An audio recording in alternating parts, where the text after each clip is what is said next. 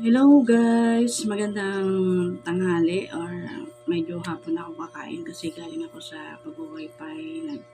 Nag-wifi, nag-open ako ng mga ko ginagawa sa online. So guys, kakain pa lang ako to, ngayong oras. So guys, nagluto na ako ng kanin.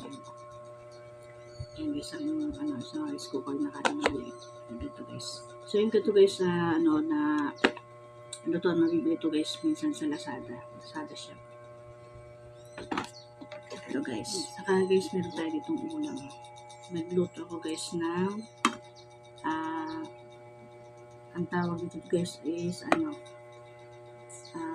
turay. Kahawig siya guys ng tamban. So ito yung may lakot dyan sa kalsada. So ito guys yung niluto natin ulam ngayon. Adobong